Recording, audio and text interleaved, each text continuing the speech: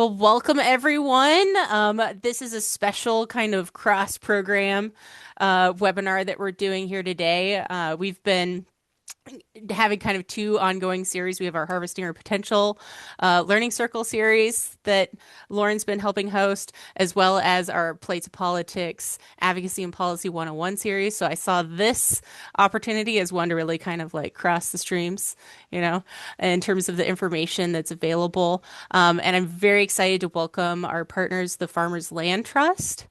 To share a little bit more about the work they do and the different types of models that are out there in the work that the Farmers Land Trust does. And I'm excited to welcome Ian McSweeney and Christina Villa as our two presenters today. And I'm going to hand it over to them to get us started. And if you have any questions, go ahead and drop them in the chat, and we will have some time for Q&A at the end. Thanks for having us. So, Okay. we are the Farmers Land Trust. We'll go through brief introductions and then we'll dive right in. There's a lot to cover. We'll move through this kind of quick. We're always happy to have follow-up conversation, though. Thank you. Yes. Hi, everybody. Welcome. So excited to be here. Jennifer just referenced us as their partners, and it is such an honor, and not to just get to partner on this webinar, but also on a farmland commons project happening in Ohio, which we will get to and share more on. But so my name is Christina, and I am the co-executive director and one of the co-founders of the Farmers Land Trust. And I live in Middle Tennessee. My husband and I steward 70 acres of land. We grow vegetables using organic and biodynamic methods and sell to restaurants and grocery stores and also in bulk to other CSAs. We also have a herd of dairy cows, about 25 or so, and we do raw milk herd share and also beef shares. And it really is being a young beginning farmer struggling with land access and land security that brings me to this work. And also, at that same time, knowing and loving so many aging, retiring farmers who were struggling with how they were going to pass their land on, how they were going to transition their business, and how they were going to make sure that everything they've built from the soil, but also the communities around them and the markets that they've created, how to pass that on as a legacy to the next generation. And so I really wanted to help do something about that. And so here we are, created the Farmers Land Trust and the Farmland Commons, and can't wait to tell you all about it. And I'm Ian McSweeney. I'm the other co-founder, co-executive director. I live in southern New Hampshire. For 2.5 decades now, have worked on farm conservation, farm transitions towards community ownership, towards community equity, primarily around regenerative agriculture focus. I've done that initially in real estate, then hired to be director of a private foundation for a number of years, and then in the nonprofit world. And I am not a farmer myself, but I'm connected to a number of farms and a farm community close to home.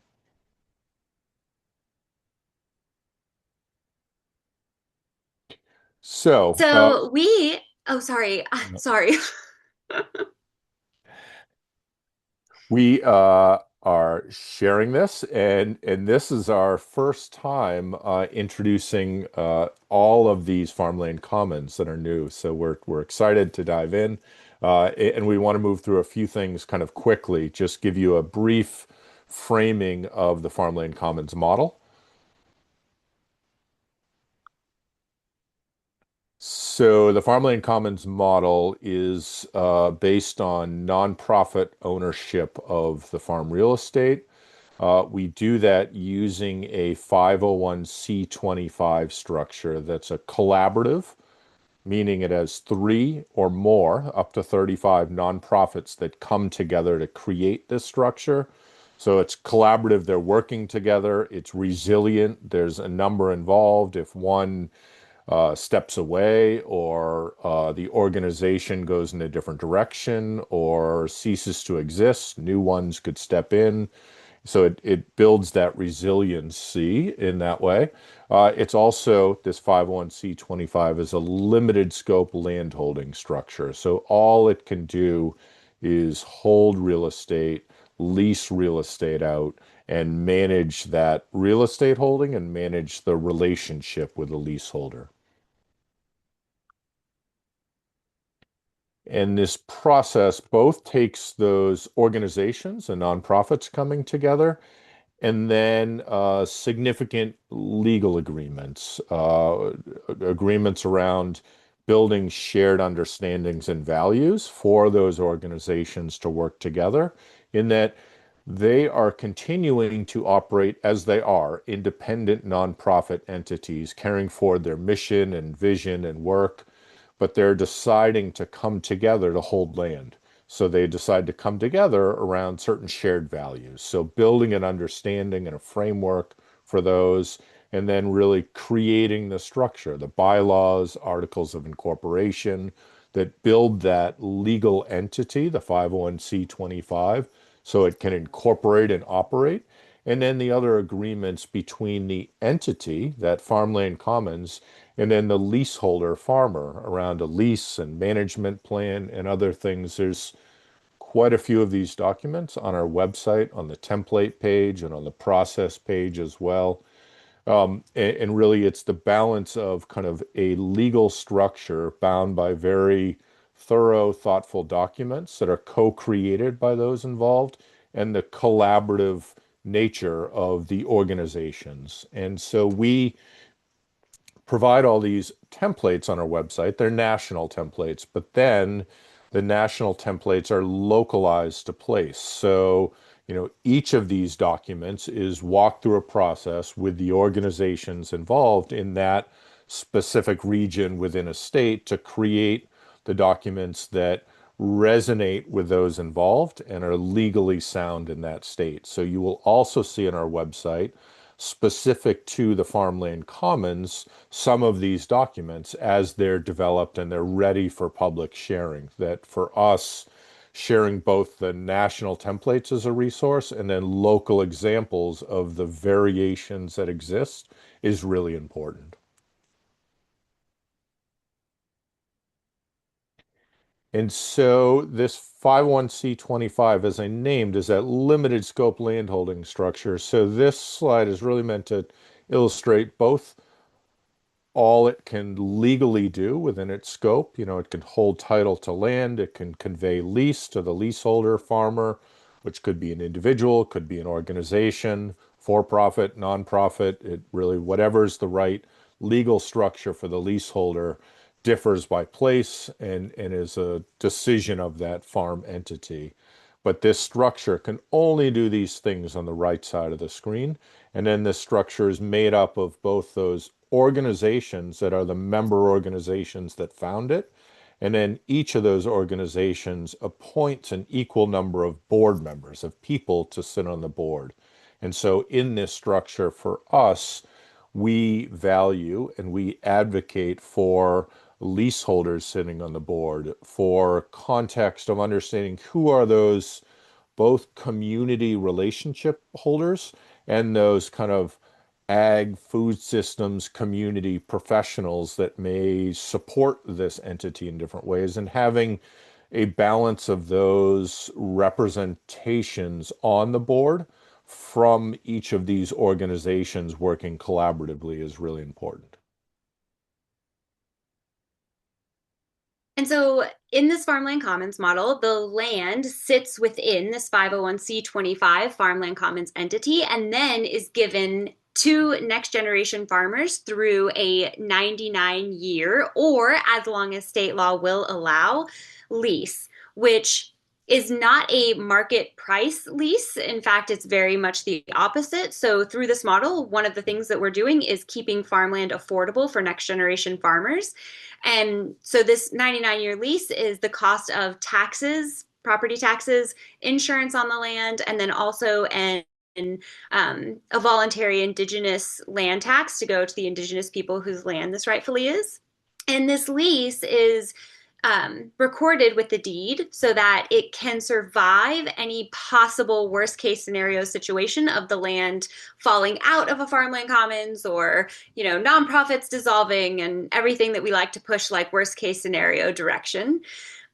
This lease also has equity building components so that the leaseholder is gaining from this relationship and not just being extracted from. So similar to a community land trust where an individual can own their home while leasing the land. Similarly, the farmer could own the home and also any other improvements or buildings that they create becomes their equity that they can exit with. This is something too that can be passed on to the next generation. So, we currently have lease in place with people who have children, and that could be something that those children inherit if they're interested in farming the land. And the lease itself is where strong conservation language is used and farming practices are implemented. So we're not just protecting land from development, we're also ensuring regenerative agriculture. And so this is a process. It takes a long time. And this illustration is really great at showing how many steps are involved and that it is a long and winding path. But at the same time, this illustration makes it look much more straightforward than it actually is. So things take a long time. And with every 3 steps forward, maybe 2 steps go to the side or 1 spins around in a circle until we get back. And it's important to make these plans and to prepare far ahead so that everything can get worked out before time of crisis. So very often, most landowners don't want to have to sell their land on the open market to development and extraction. Like they want something better for their land and what they've created, but they don't know what the options are. And also things take time. And so we need the time needed to work through agreements and transfer and documents, etc. Another reason why this is an important thing to look at is because next we're going to share all of the different projects that are following the Farmland Commons process, except for they're not. So all of them are starting in different places and have different portions of this already completed with different portions of it still left to go. So this is not a linear path either. For one illustration, it has to start and end somewhere, but in reality, the model itself is very flexible and very adaptable to different people, locations, type of farmland, urban versus rural, types of farming practices, types of farming businesses. And that's what we're really hoping to convey through sharing these different projects is that this model can apply to almost anyone, anywhere within the United States. And let's dive in. So this is our Farmland Commons ecosystem. We currently have 7 projects in development in various stages. And as you can see, it is diverse in where it is around or where they are around the United States and also the types of people we're working with. So we have aging, retiring farmers. We have young, new, and beginning farmers who need land access. We have young farmers who are already on secure land. We have individual farmers, but then also farming collectives. We have urban and rural and very diverse different types of farming. Did you want to say anything about this, Ian, before I go on? Or okay, I just interrupted you earlier, and so I just want to give you the opportunity to interrupt me if you want. Okay. I'll wait. I'll surprise you. Okay. Okay, it's very hard to decide which one to talk about first. And so I just want to be clear that they're all equally important to us and like we love all of them the same, but we had to start somewhere. So to start with, we thought we'd share about the San Juan Islands Farmland Commons. So this is a very unique project in many ways and also very near and dear to both my and Ian's heart in the ways that it is focused on a specific type of agriculture known as biodynamic agriculture, in which I myself come from a biodynamic farm and my husband and I practice biodynamics here. And Ian is also connected to biodynamic agriculture where he lives. So this Farmland Commons is set up specifically to hold land for biodynamic agriculture. So, as I shared before, we're not just protecting land like a typical conservation land trust, we're also ensuring active agriculture. And one of those reasons to use the 501c25 Farmland Commons model is because you can discriminate. And I mean that in the best way. We can discriminate for positive things that we want to see. So, one of those things is biodynamic agriculture here. And this is an example of an aging, retiring farming couple who have been farming for 50 years, and they are now choosing to donate their farm into the Farmers Land Trust. What is unique also about this is that they are retaining a life estate on this farm. So they are retaining the ownership of the right to live out their life on this farm and then manage the land on this farm until they die. Another very unique aspect to this is that they also have children and grandchildren, and they wanted to honor their heirs and their next generation, but also they only want their land to go to people who are going to farm. So, in this unique example, the legal documents have been set up in a way that their children and grandchildren have the first right to be the 99-year leaseholders on the farm if they want to farm and if they first go through 2 years of biodynamic agriculture training, which is incredible and beautiful and unique in a lot of ways. And I'll pass it to you to share a little bit more. Great, thanks. And just to kind of add to, not only do they have the life estate and they're balancing kind of family wishes and goals for next generation and values around agriculture practices, biodynamic farming. Um, but they also want to return to the soil that they've cultivated for the last 55 years. And so they're having a burial plot retained so they can be buried on site here. And that works within Washington state law. So, it's possible within the state, and it's also possible within this transition for them. And I guess a bigger picture that they really see that many others might see is that they came onto this land in the early 70s and they bought this land for $22,000. Their farm's worth well over $1 million now, as you can imagine. Land on a small island in Washington state has appreciated significantly, especially in the last 5 to 8 years or so. So, what they could afford when they started is impossible for a farmer to afford now. And they want to see this remain as a farm. This has been part of the community fabric of Lopez Island. It's a walking distance to the community school in town.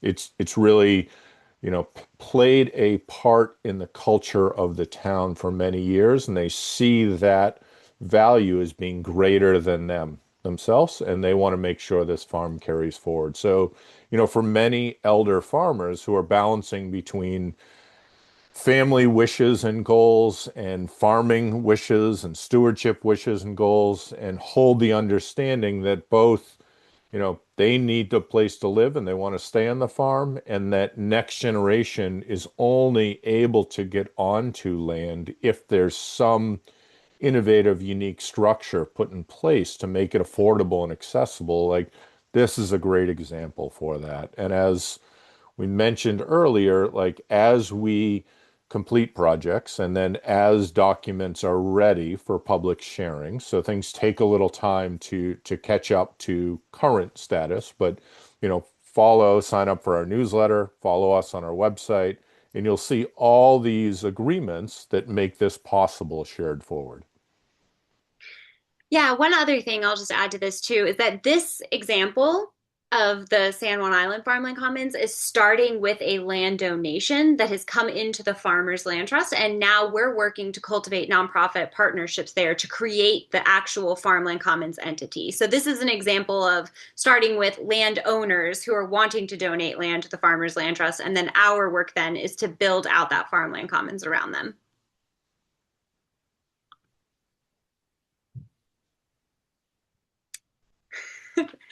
And so next we are so excited to tell you about the East Tennessee Community Housing and Farmland Commons. This also is near and dear to my heart because this is the state that I live in, and this is a community that is close to me. So this specific Farmland Commons, again, Farmland Commons can discriminate and create its focus areas. And this Farmland Commons is being created for a Black-led, community-centered landholding entity to focus specifically on Black and Brown land access and food growing in their local communities. And this is an incredible example because this Farmland Commons is being created without the Farmers Land Trust being one of those 501c3 nonprofit partners. So this is an example of a community who have been working in community and collaboration for years and have built relationship and trust amongst multiple nonprofit partners already, and are already doing projects and working together in various ways, and really wanted to deepen and strengthen that collaboration and fortify themselves as community members holding land and trust for the food access and food security and food sovereignty of their local community.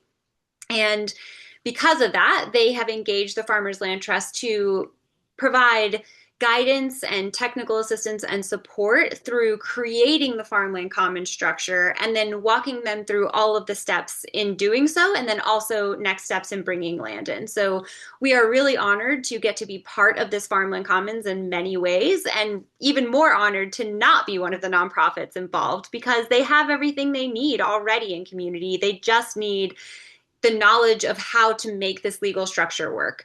And so this organization is being created by several nonprofit partners in East Knoxville. And I will pass it to you to share more. Thanks. And this kind of gives a great example of, collaboratively they can build strength and resilience, and collaboratively they can go further. That a number of these organizations were, focused on urban agriculture already or on affordable housing already, and they already own some land themselves individually, but they work together collaboratively, and they have MOUs between them for working together. But they saw, like, how do we deepen that relationship and how do we come together collaboratively? So this structure allows them to share in a way that builds a more broad, holistic value framework for what land could be held for. So now, as you saw in their name, they value housing, farmland, and community, and the many different activities involved in that. And this allows them to hold land for one of those or hold land for multiple of those.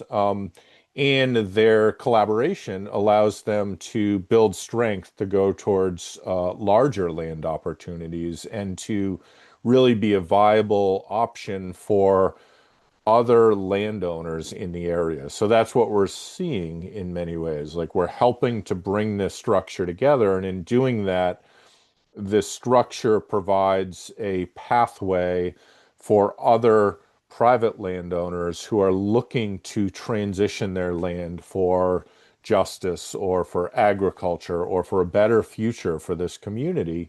And this entity now can be that solution for them. So building this structure is opening up opportunities with, multi-generationally held farmland of much larger acreage that's close to where all of these organizations operate, to explore taking that in and expanding their possibilities beyond what individually any of them are doing in a wonderful way.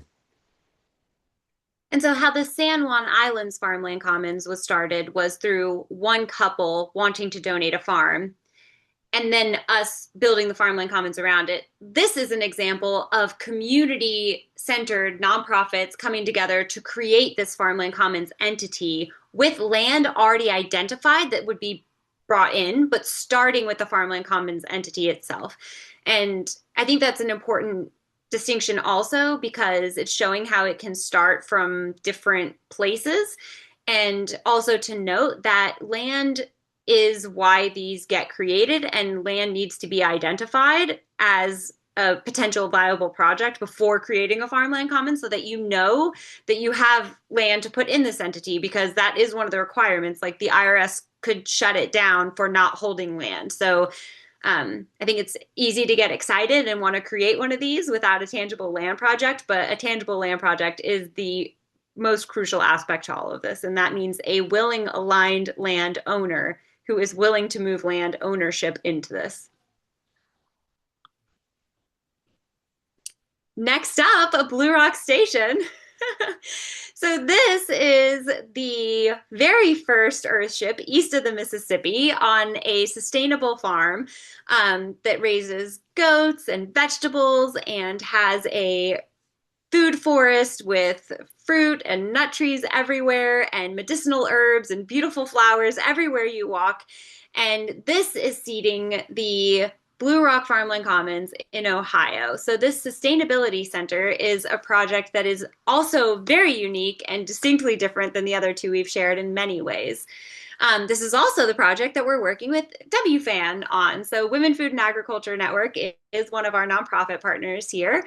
And we actually met the landowner, Annie Warmke, pictured here with her dog Norman, at a presentation similar to this one, hosted also by Women Food and Ag Network. So this is such a beautiful full circle moment in so many ways to get to now be back presenting on a project that we're doing together with Annie and Blue Rock Station.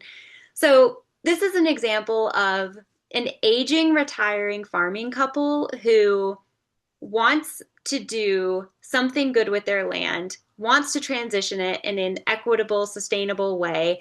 And also, like so many other aging, retiring farmers, their retirement is tied to the land that they own.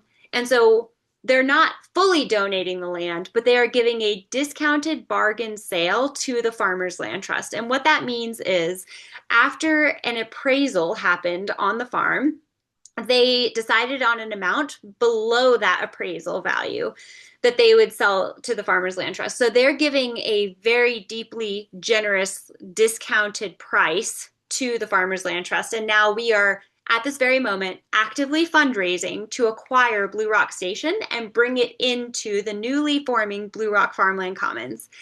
And I think it's so important that we support Annie in this way, because so many of us say, as young and beginning farmers, that we wish landowners would do something different than just selling their market on the or selling their land on the open market to the highest bidder. And here's an example of a landowner doing that. They are not choosing to make as much money as possible. They're choosing to take and get what they need from the land, but then transition it into the future in a more equitable way. And this is just such a beautiful project, and it's completely led by women and very much supported by men. Thank you, Ian. And we're just so honored to get to be part of this transition. So, and this one speaks to several things that have already been completed and that are really critically important to our work and to this farm and community, in that those initial bubbles we showed around the 501c25 speak to, people, farmers, farmland, farm, and community. And really, we see the need for all of those. This work is not simply, protecting land, but it's active farms, it's farmers and stewards, and it's community, both people and organizations. And so Blue Rock Station has built a community over the years of people who have come and learned from them, apprenticed with them, toured the farm. And many of those community members really have a strong interest, personal passion in seeing this farm carry forward into the future. And Annie and husband Jay realize their time is done, but that should not be the end of the farm. That should not be the end of the community. So their transition out allows the farm, but also the community to build for the next generation. So that relationship and community strength has allowed us to really move forward quickly in some aspects around nonprofits have come together. We've created the Farmland Commons. We're meeting as a board, moving forward that Farmland Commons. The community came together to help Annie and Jay with a transition out. Committee came together to select and vet and support next generation farmers as they came in. So in this one, the Annie and Jay on the left there have transitioned out and no longer live in the farm. The Ricks, who are there on the right side, have transitioned in and have a interim lease in place. So they're on the farm already beginning to learn and observe and take on the responsibility of operating this beautiful space. In that entity, the Farmland Commons exists, and Sarah, as leaseholder, is part of that entity. So building relationship and building supportive collaboration is happening there. And now the kind of final step here is this fundraise and then acquiring the real estate in. So that, as the opposite of the San Juan example where the land leads, the land is kind of the last step in the process, and the relationships, the people, the community are coming first. I keep looking for my emoji reaction because I'm just like so inspired by everything you're sharing. I mean, I know it all, but it's just so beautiful and exciting. But I guess since I'm sharing my screen, I'm not allowed to do reactions. But I would if I could. Also, this project is actually in a short film that is right now streaming on bbc.com. So if you want to go to the Farmers Land Trust website, it's on our homepage and also the Blue Rock page. You can watch a very cinematic, very beautiful short film that is on our YouTube page, but also streaming on bbc.com right now. A Love for the Land is the name of the film.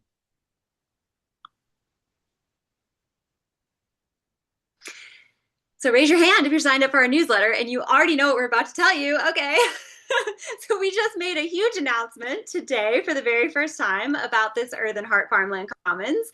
And we're so excited to get to share it with you all today before we then announce publicly on social media tomorrow. So how wonderful to get to share this time together.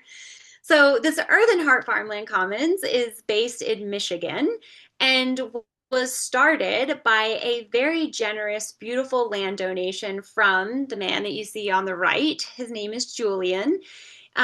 He has spent his life in service to others, really, and had generational wealth that he inherited and then was able to purchase land and got very into agriculture and community food sovereignty and how to grow food and also sell it at markets, but support yourself doing it and being in harmony with the land. And he was very motivated to give this land that started the Earth and Heart Farmland Commons, this farm in Bangor, Michigan, as a donation to the Farmers Land Trust to build out this Earth and Heart Farmland Commons for community food sovereignty.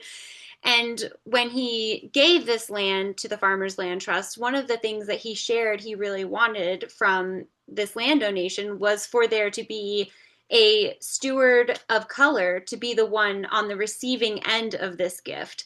And so we, through different network relationships, came to be in contact with Alita Kelly. And here's the news we just shared out on our newsletter today, which is that we have officially signed our very first 99-year lease, and that is with Alita, pictured here on the left. And so the Earth and Heart Farmland Commons was our very first land donation ever, and also now our very first 99-year lease. And we're just so honored to get to be part of such a beautiful story.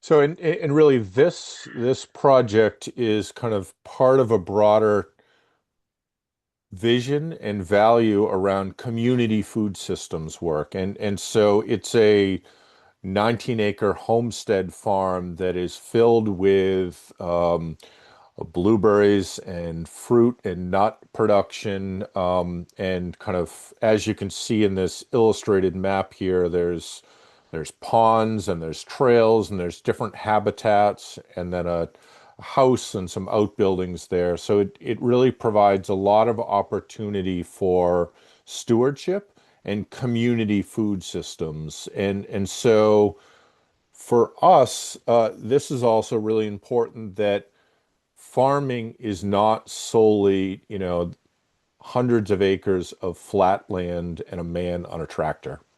Farming is growing food in community. It's growing food in harmony with the environment and the ecosystem itself. And it's doing it in a way that cultivates relationships with the land, with each other, with ourselves. And this really is a beautiful example of that on so many levels. The history of this land and this farm, the ability to transfer it forward, the connection made between Julian and Alita there and their sharing of knowledge.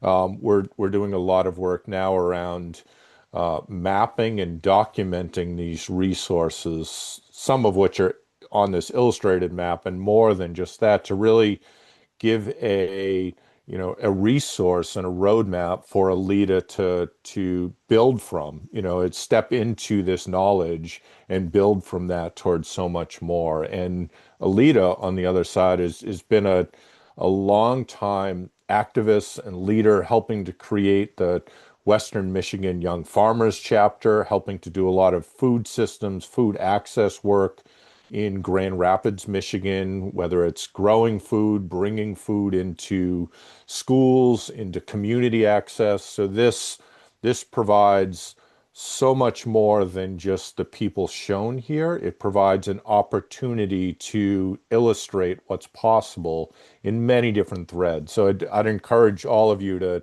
sign up for our newsletter. Also, just go to our website and read more about this Farmland Commons, the Earth and Heart Farmland Commons. Next up, we're going to share a little bit about the Caria Farmland Commons, which is based in Wisconsin. So this is an example of our very youngest land donor. So Alex Tankey owned this farm and at just 28 decided that he really wanted to put it into a farmland commons. He has seen lots of land be conserved and then not used for its intended purpose or not carried that legacy forward into the future. And he didn't want to see that happen to his land. So this land donor, is a tree crop breeder, is a regenerative agriculture enthusiast when it comes to fruit and nut trees, specifically hickory. And he spends so much time cultivating and breeding and caring for these trees. And we're talking about a crop that is not going to come to fruition until decades and decades and decades from now. And so it was really important to him that not just the land be protected, but also the farming practices be protected.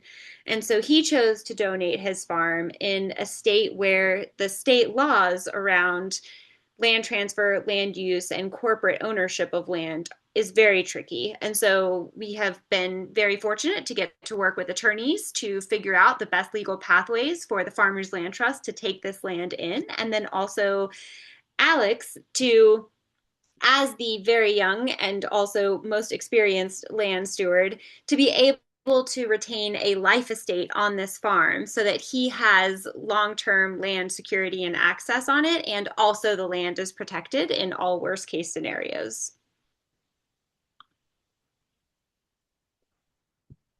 So, and this is also stretching, as I mentioned in the last example, like all of our perception of what farming is. Like this was former dairy land. It is now being cultivated and stewarded as an agroforestry project that is, in development for decades into the future, as Christina said. So it's building an oasis for the next generation. And we have, a young land donor who is cultivating that forward and will continue for decades to come. But he knows, and he really speaks to this as having peace of mind that whatever happens to him, whenever he steps back from farming or whatever life events take place, his work will be the foundation for work carried forward in generations to come. And his work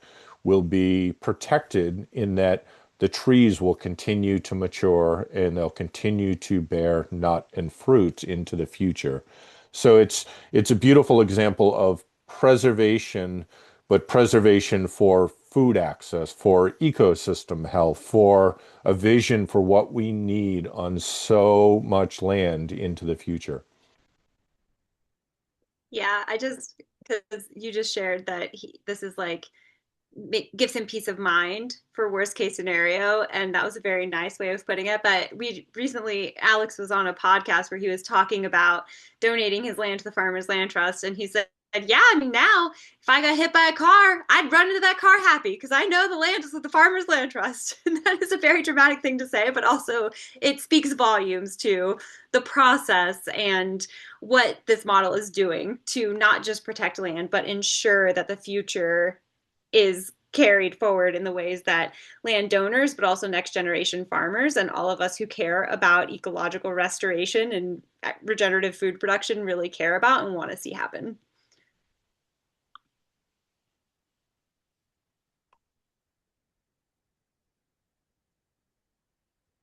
Oh, there is a, I see. Sorry. I see that this one's for me. It has a K on it. Sorry, I did not see it. Okay. So this is the Chesapeake Farmland Commons, and this is located in Baltimore.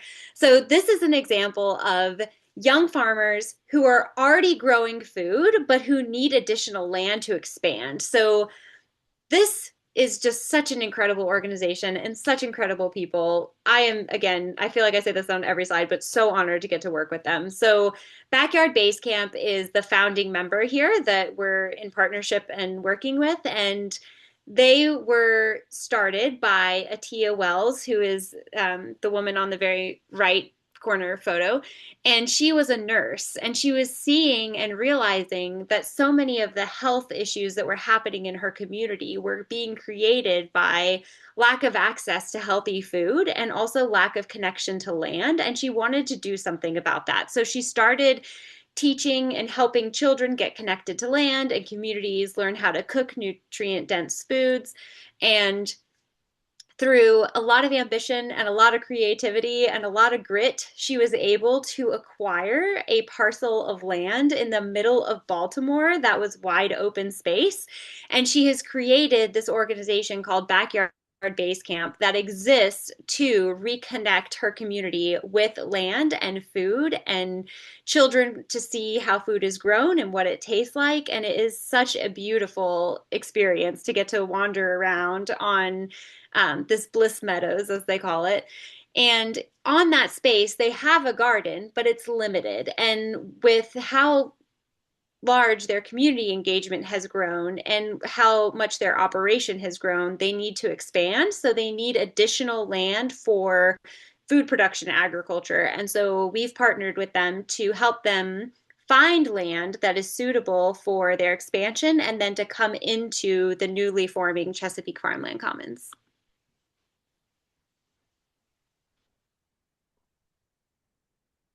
So, and this is kind of to show other example, like this is as was shared by Christina, but this is example of, they had some land, they identified a need for more land to expand. They have a viable farm and they just need more acres, more land to grow in many ways. And so it's putting together the other pieces around the land search, around bringing together nonprofits to form that common structure.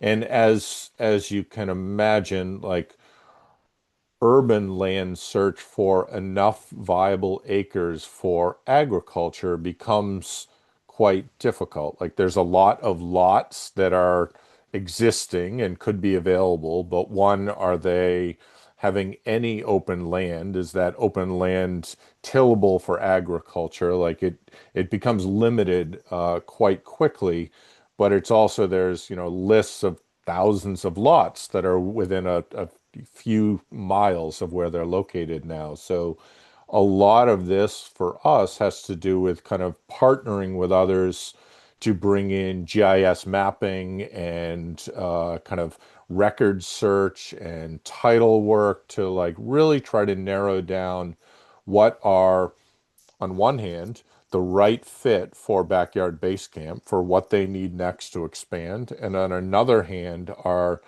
viable land projects, like a willing seller that has land that is kind of has clear title, has clean environmental records, and is, has the zoning and the utilities and access needs. So there's a lot of kind of research and then filtering that happens here to get to that right fit land project that then has a willing seller landowner in the mix.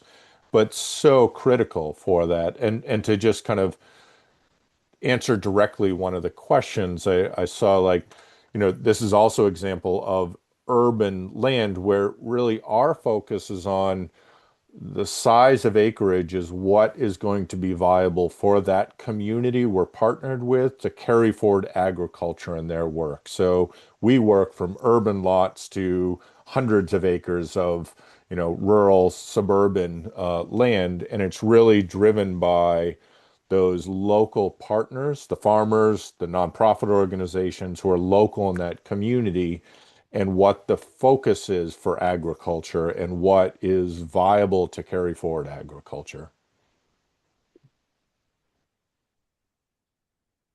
And lastly, we're going to share about this Regeneration Arizona Farmland Commons. So this is another example where there were already community partners who were in collaboration and working together, and also farmers and also stewards who lack long-term land security and tenure and need that to be able to continue farming the way that they're doing, but have an equitable approach to farming that gives them that long-term security that they need. So this example is also unique in the way that it includes a co-op. So very often people are asking us what is different or how it's similar, the farmland commons and a cooperative. And really the answer is that they're collaborative and that they can be complementary to one another. So the farmland commons can be the structure that holds land and it can be leased out to a cooperative, or in this case, the cooperative is one of the nonprofit partners that are coming together to form this farmland commons and could potentially be the leaseholder, but doesn't have to be. And so this is an example that involves that co-op aspect, which is really great. And then also multiple layers of partners in that national, local, and regional landscape, and also on not a food production as much as regenerative rotational grazing. So this particular farmer that this is centered around is a masterful grazer and grass and soil scientist.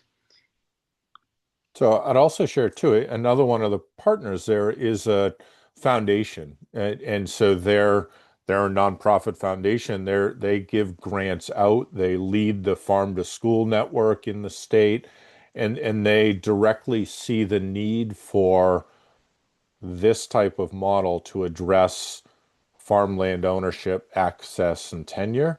It's not their direct work. They never want to take it on as their direct work, but they want to support this with their time, funding, capacity to bring this about because they know it's important for the community they work in, the grantee partners they fund. So it's really, you know, many different types of nonprofits can see the value in this. And because of the collaborative nature, no one nonprofit is holding this on their own.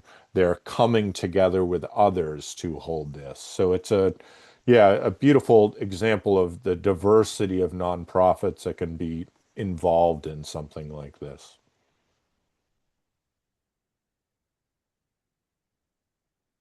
And now that we've shared the 7 farmland commons that are in development around the country, we want to reiterate that this is all open resource. And so what we mean by that is that every single one of the templates that we use as a starting place that have been developed with teams of attorneys around the country, but also nonprofit partners, also aging, retiring farmers, also young and beginning farmers, technical assistance providers, a lot of diverse voices have had input on these templates. Those are available, and also the finalized signed copies of the documents that create each project that you just heard about are also available as an open resource. So you can see what um, what an MOU between organizations look like, what a 99-year lease looks like, what retaining a life estate can look like. And that's a really exciting part because you see how they are playing out in practice and what's changed about them from the template version to the on the ground version. It also means that you can create a farmland commons on your own without ever having to talk to us. And that way, knowledge and power is shared and not gate kept. And also that you could just use a portion of it. And so maybe you're a landowner who is this model doesn't work for, and that's fine. But you have a farmer that you're interested in leasing. You could just use our lease template and address it to be just between you and a farmer.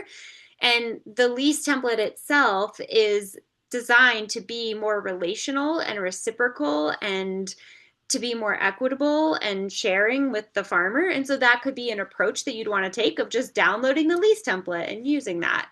So it's really, really important to us. We try everything we do to be open resource and sharing and as a gift for the future. And that way it's more of a movement in how we're holding and being in relationship to land instead of us owning it. So, and to dive in, there's two questions I saw. I'll Oh, respond to okay. quick. Um, so one, the leaseholders, there could be one leaseholder, there could be several leaseholders, there could be one leaseholder and then several sub-leaseholders. It really, whatever is appropriate in that community, we would advocate for kind of one leaseholder and sub-leaseholders or some kind of party, organization, or person that's managing those relationships between leaseholders because relationships are so important and relationships so many times and need to happen in person and on the ground. So, for us as an organization, we are not local or on the ground. So to have someone holding those relationships is important, but it can be very flexible in how the land is shared between multiple leaseholders or one or different aspects. The leaseholders can be for profit, they can be nonprofit, they can be individuals, they can be collectives, really whatever is appropriate on the ground and in community. And then the other question I notice, and there might be others too, but I'll just dive into this one quickly, is that we are different than other land trusts. One, in that majority of conservation land trusts are focused on protecting natural resources. They do that primarily through conservation easements that simply separate certain rights from land ownership, and then they hold those rights at the land trust level, prohibiting those rights from ever being used. So land conservation land trusts acquire conservation easements that are holding those development rights, and then they're essentially extinguishing those development rights. So that's the way they primarily operate, protecting natural resources. Community land trusts primarily are focused on housing, built environment, community assets. And then the other component I'd name forward is that many community land trusts are hyper local to that community, and they might hold a number of housing units, but it's within a very small geographic area. Conservation land trusts are from hyper local to, regional, statewide, national. There's all different scopes of that, but in both cases, they're a single entity, and the ownership of the real estate is held by that single entity, and the board of that single entity decides those things. So we're different in that we feel protection is best achieved through people on the land, stewarding the land, and agriculture carrying forward.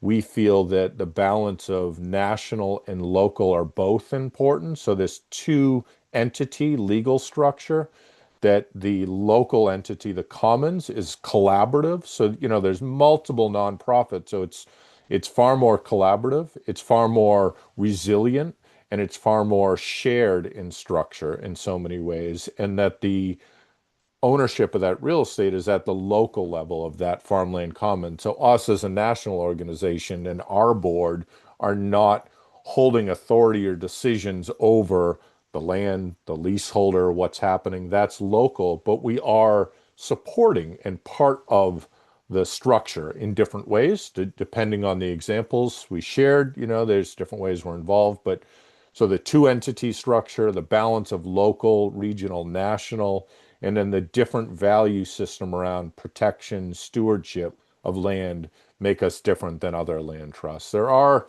a number of like localized land trusts that are holding ownership of farms and leasing them out in this way, but they're very local and they have one farm example or two farm examples. So there's really not other national organizations working in a two entity structure, holding farmland and really baking in these values in these ways. That was so thorough. Yeah. That was so great. I have nothing to add to that, but I will answer some of these other questions. So there is not a minimum number of acres that is required to participate in the farmland commons. What we're looking at is not necessarily amount of acres protected or moved into these structures. What we're really looking at is community impact and what makes up a viable farming business. Like, what can we give to a next generation of farmers and know that they can operate a farm enterprise there and be successful in what their goals are, and then also make a living doing that. And so in some places that lot size looks very different than it would in other places. So in an urban setting, a small parcel might be perfect, whereas in a more rural setting, larger acreage is required. And so we're really looking, and we're very fortunate to be able to do this in looking at each individual land project and analyzing, like, what is the community impact, what's the environmental impact, what is the viability of this as a farming business into the future, and then weighing all of those opportunities to decide what projects to move forward with. As far as what if the new land steward who has a 99-year lease decides they don't want to farm anymore.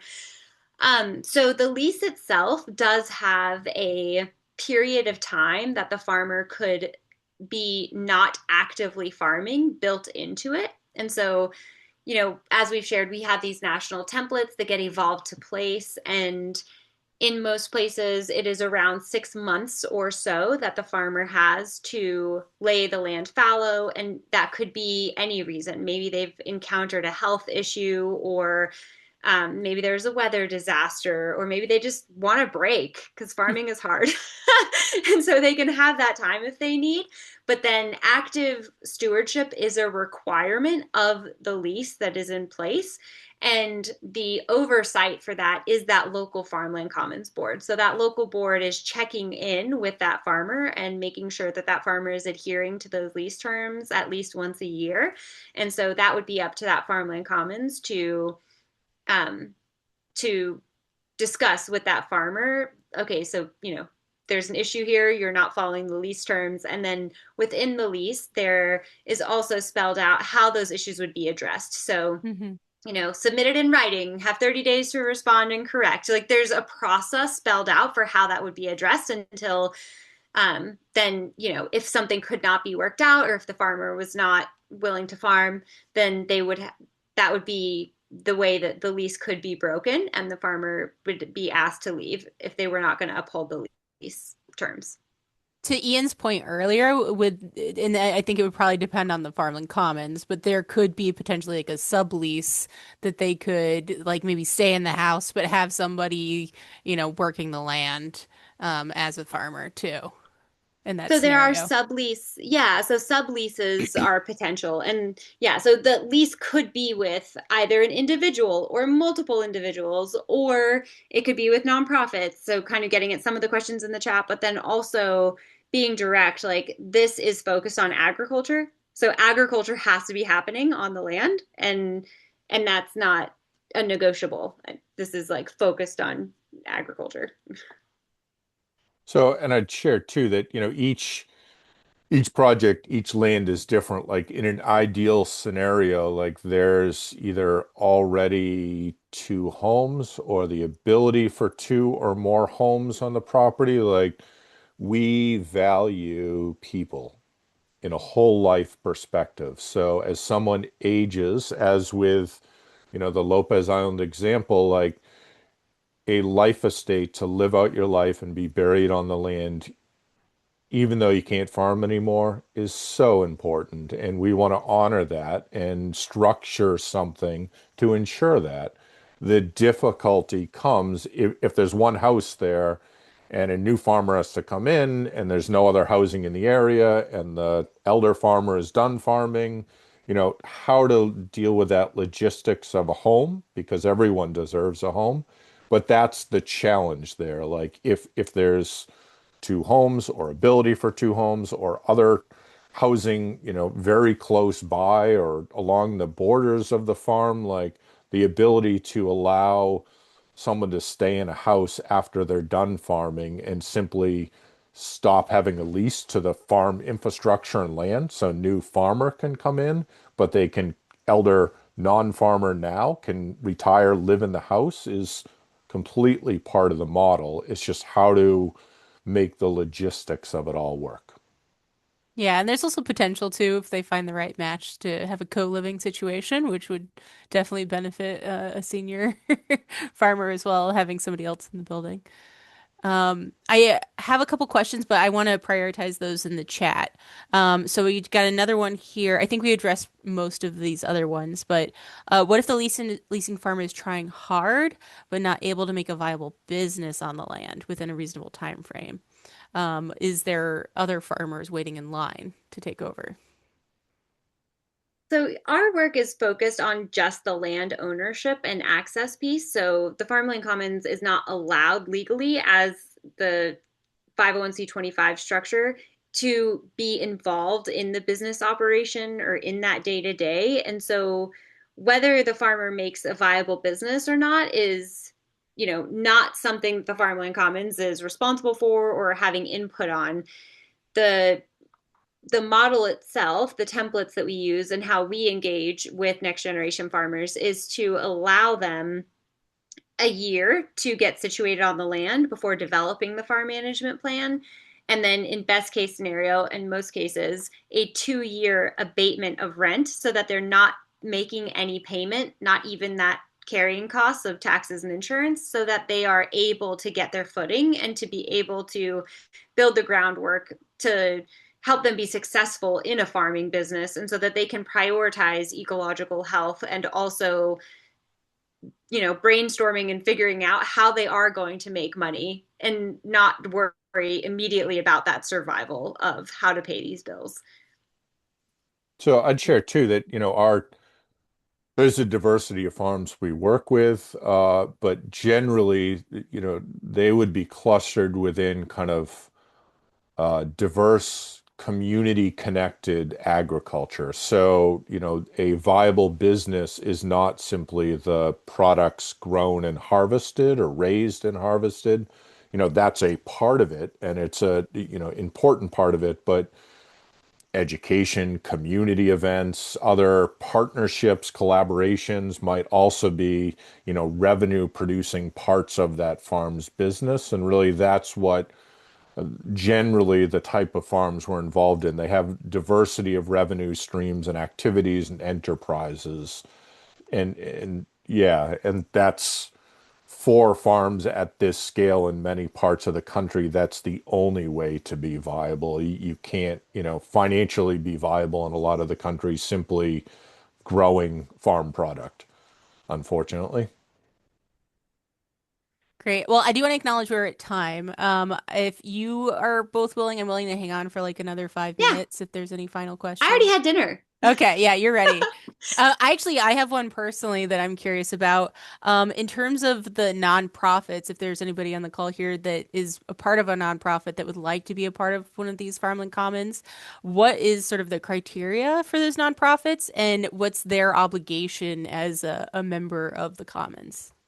Sure. Well, just quickly, if people are stepping off, thank you for coming, attending this, looking at the names. There's a number of people who are familiar in names and have, followed our work for a number of years now. So thank you for staying connected, for coming tonight. Please sign up for a newsletter, continue to follow. Please reach out by email for a conversation. Happy to pick back up conversation where we last left things. But yeah, thanks for coming, and now we can get back to the question. Oh, And I'll tease too, we are going to be doing another webinar at the end of April. I believe it's Earth Day, April 22nd, with the Farmers Land Trust with a focus on the Blue Rock Farm Commons. So mark your calendars there. It'll be the same time. I think it's also a Wednesday. So keep your eyes open for that. We'll have the sign up for that out within probably the next month or so. So nonprofits can vary quite a bit. It's really, are they willing and do they have an interest in collaboration? Do they value and see a need for addressing farmland ownership, equity, and tenure? And do they have kind of the capacity and interest to do more than they're doing now? And I hesitate with that because it's not significant capacity. It's far less than them creating a new program or activity within their own organization. But it does take time to create this entity, to appoint people onto the board. The board members could be staff, it could be board members of those nonprofit, it could be community partners, it could be friends or donors. So it's whoever that nonprofit feels is appropriate to represent them and hold the values of this whole. So there's a lot of flexibility in who sits on the development committee to create that entity and who becomes a board member and sits forward. But it does require some additional activity as a nonprofit. So they have to be willing to take that on. And they have to be willing to collaborate. And so I think that collaboration is the most critical. Like those that we've had discussions with and who are not interested are those that don't want to collaborate, like those who have a process they go through and they might like this model, but they're going to do it themselves and they don't see a need for others, or like they have a geographic focus area they're constrained to and they can't go outside, and there's not others that equally align with their geographic area. And so there's that, they might be open to collaborate, but the geographic focus doesn't overlap enough to collaborate. That's great. And then the only other question I've got, and I was just very curious. My background's in anthropology. So, in terms of the indigenous communities that are included in I think is it the payout from the lease? How do you identify sort of the um, indigenous community that's going to benefit from that relationship? Just recognizing that there has been like a lot of displacement over the centuries.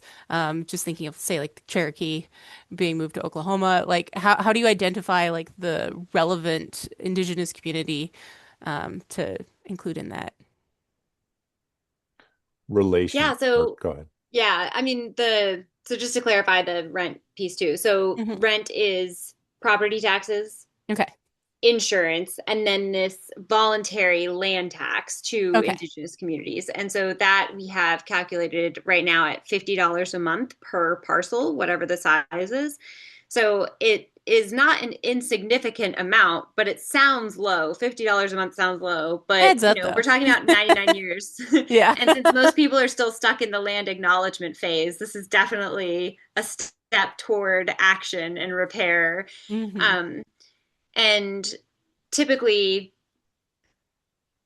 so native land net is a wonderful place to start. And so if there's not already an existing relationship or an already identified group of people or individual, then native land net is the starting place that we go to and use that map for reference to then track down what would be the best entity to make that contribution toward.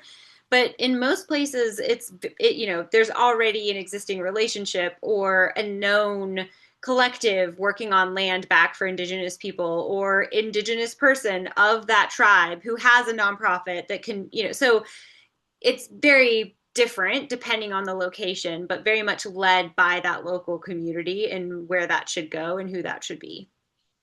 That's awesome. All right. Well, I want to give the opportunity for maybe one more question from the audience, and then I do need to go eat dinner because Sour Patch Kids ain't cutting it. Any final questions? All right. Well, I do see a lot of enthusiasm in the chat. We did record this, and I'm going to go ahead and stop my recording right now.